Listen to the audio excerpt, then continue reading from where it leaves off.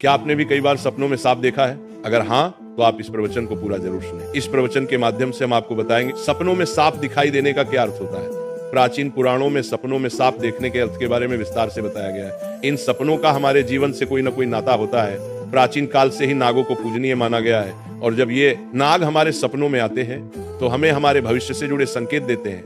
कुछ संकेत तो इतने महत्वपूर्ण होते हैं कि उन्हें हमें कभी लक्ष्य नहीं करना चाहिए। इसलिए आप इस प्रवचन को पूरा जरूर सुने, क्योंकि आधा अधूरा ज्ञान घातक होता है। तो चलिए जानते हैं शिव ने पार्वती को नागों के सपनों से जुड़े कौन से रहस्य बताए। भक्तों, एक बार की बात है, कैलाश पर्वत की ऊंची चोटियों पर देवी पार्वती और भगवान शिव एक साथ बैठे थे। हिमालय की शीतल बयार और बर्फ से ढकी चोटियों के बीच पार्वती जी ने भगवान शिव से पूछा, हे स्वामी, मुझे बताइए कि सपनों का क्या अर्थ होता है? क्या उनके पीछे कोई गुण संदेश छुपा होता है? मनुष्य जो सपने देखते हैं उन सपनों के क्या अर्थ होते हैं? कृपया आप मुझे सपनों के रहस्य के बारे में बताइए। भगवान शिव ने मुस्कुराते हुए देवी पार्वती की ओर देखा और कहा, हे देवी, सपने हमारे अवचेतन मन की अभिव्यक्ति होते हैं। वे हमारे जीवन की घटनाओं, भावनाओं और आकांक्षाओं का प्रतिबिंब होते हैं। हर सपना कुछ न कुछ अर्थ रखता है और हमें आने वाली घटनाओं की पूर्व सूचना देता है। देवी पार्वती ने फिर पूछा, हे स्वामी, अगर किसी को सपने में सांप दिखाई दे तो इसका क्या अर्थ होता है? मनुष्यों को सपने में सांप क्यों दिखाई देते हैं? क्या सपने में सांप देखने से कोई संकेत मिलते हैं? तो कृपया मुझे विस्तार से बताइए। भगवान शिव ने उत्तर दिया, हे पार्वती, आपने सत्य ही कहा है। सपने में अगर सांप दिखाई देता है तो वह भविष्य से जुड़ा महत्वपूर्ण संकेत होता है। इस विषय को समझाने से पहले मैं तुम्हें एक प्राचीन कथा सुनाता हूँ। ये कथा एक राजा और आस्तिक मुनि की है। इस कथा को सुनने के पश्चात तुम्हें पता चल जाएगा कि सपने में सांप क्यों दिखाई देते हैं। इसलिए तुम इस कथा को पूरा जरूर सुनना। जो भी इस कथा को ध्यान से सुनता है उसे उसके सपनों का शुभ फल प्राप्त होता है, उनकी दरिद्रता दूर हो जाती है और आने वाले संकट भी टल जाते हैं। देवी पार्वती कहती है, हे स्वामी, मैं आज इस कथा को ध्यान से पूरा अवश्य सुनूंगी। कृपया आप मुझे वह कथा सुनाइए। तब महादेव देवी पार्वती को वह कथा सुनाते हैं। दोस्तों, अब मैं आपको वह कथा सुनाने जा रहा हूँ। आप इस कथा को ध्यान से पूरा सुनिए, क्योंकि आप सपनों का गलत अर्थ भी निकाल सकते हैं। इसलिए इसे आधा अधूरा ना सुने। तो चलिए सुनते हैं वो कथा। प्राचीन समय में एक महान राजा था जिसका नाम देवदत्त था। राजा देवदत्त न केवल अपने पराक्रम और शौर्य के लिए प्रसिद्ध थे, बल्कि वे एक धर्मपरायण और न्यायप्रिय शासक भी थे। उनका राज्य विशाल और समृद्ध था और उनकी प्रजा उनसे अत्यधिक प्रेम और सम्मान करती थी। राजा देवदत्त का आचरण निष्पक्ष, सहृदय और करुणामय था। वे अपनी प्रजा की समस्याओं को ध्यानपूर्वक सुनते और उनका समाधान करने का प्रयास करते थे। वे नियमित रूप से यज्ञ और धार्मिक अनुष्ठान करते थे और वे भगवान शिव के परम भक्त थे। राजा देवदत्त की रानी का नाम सुभद्रा था। सुभद्रा अत्यंत सौम्य, बुद्धिमान और राजा की हर स्थिति में साथ देने वाली थी। राजा और रानी की कोई संतान नहीं थी, जिससे वे कभी कभी चिंतित रहते थे। फिर एक रात राजा देवदत्त ने एक बहुत ही विचित्र सपना देखा कि एक मरा हुआ सांप उनके पैरों के पास पड़ा हुआ है। महाराज इस सपने को देखकर बहुत ही भयभीत हो गए। जागने के बाद उन्होंने यह सपना रानी सुभद्रा को बताया। राजा देवदत्त ने चिंतित होकर रानी से पूछा, हे प्रिय, मैंने सपने में एक मरा हुआ सांप देखा है, इसका क्या अर्थ हो सकता है? रानी सुभद्रा ने राजा को दिलासा देते हुए कहा, हे स्वामी, सपने हमेशा किसी न किसी संदेश का प्रतीक होते हैं, किंतु सपनों का अर्थ जानने के लिए हमें किसी विद्वान राशि की सहायता लेनी चाहिए। तब महाराज अपने मंत्रियों को बुलाते हैं और कहते हैं, हे मंत्रियों, आज मैंने बड़ा ही विचित्र सपना देखा है। मैंने सपने में एक मरे हुए सांप देखा जो मेरे पैर के पास पड़ा था। इस सपने का क्या अर्थ हो सकता है? तुम सब जाकर पता करो। तब सभी मंत्रीगण जाते हैं और नगर में निवास करने वाले अनेक ऋषि मुनियों से पूछते हैं, लेकिन कोई भी उन्हें इस सपने का अर्थ बता नहीं पाया। तो वह लौट कर आ गए और महाराज से कहने लगे, हे महाराज, हमारे राज्य में ऐसा कोई नहीं है जो आपके सपने का अर्थ समझा सके। फिर अन्य मंत्री महाराज के पास आता है और कहता है, हे महाराज, हमारे राज्य के पास स्थित जंगल में मुनि आस्तिक निवास करते हैं, जिन्होंने स्तर पर नाशक यज्ञ से समस्त नागों की रक्षा की थी।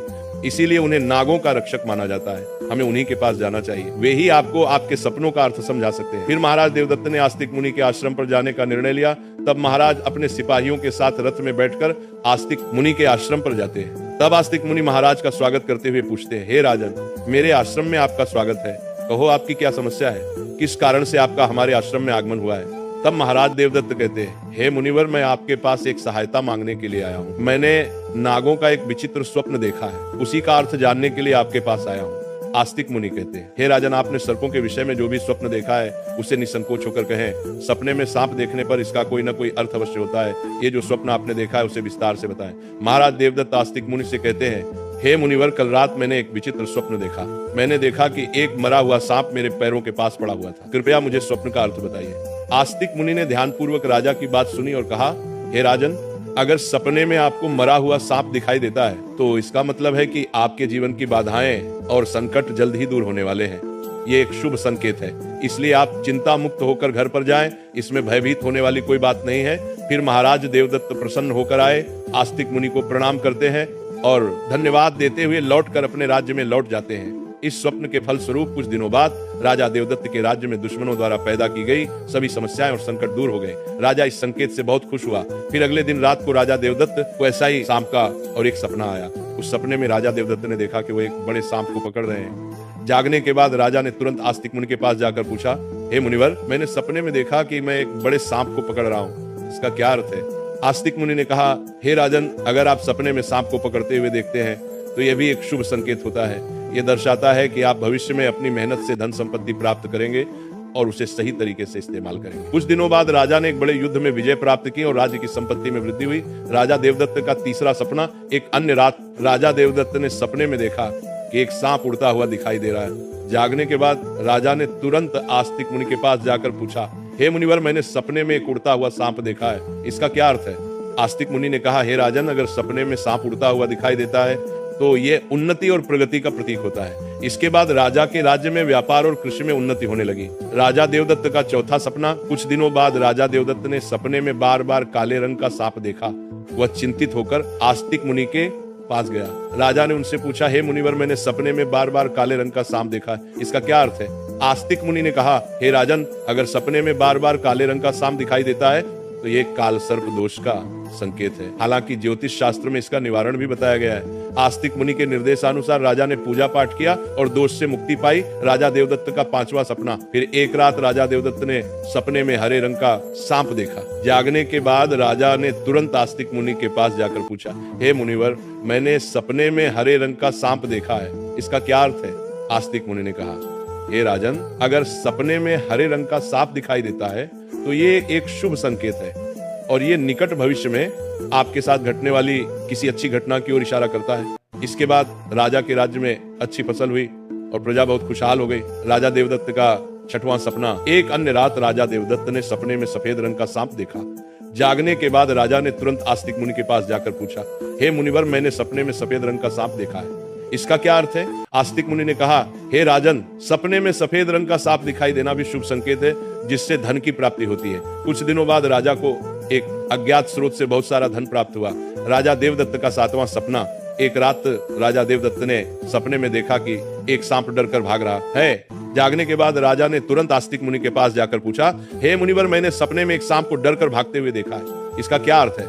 आस्तिक मुनि ने कहा, हे राजन, अगर सपने में सांप को किसी से डरकर भागते हुए देखते हैं तो ये एक अशुभ संकेत है और ये दर्शाता है कि आपको आपके शत्रुओं से धोखा हो सकता है। कुछ दिनों बाद राजा के करीबी मंत्री ने उन्हें धोखा दिया, लेकिन राजा समय रहते सतर्क हो गए और उन्होंने उस मंत्री को कैद कर लिया और दंड दिया।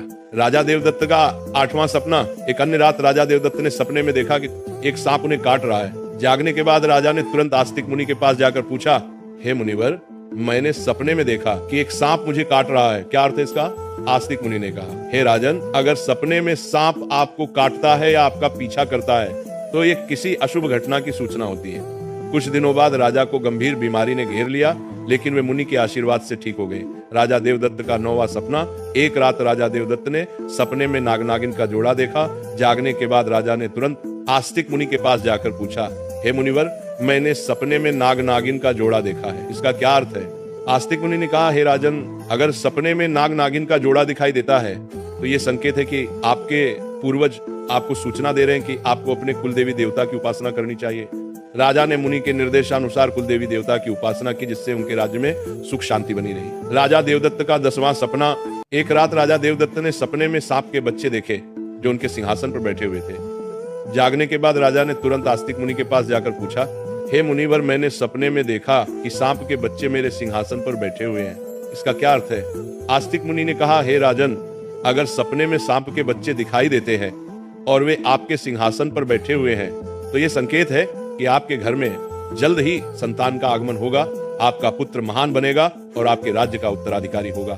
कुछ महीनों बाद रानी सुभद्रा ने एक पुत्र को जन्म दिया।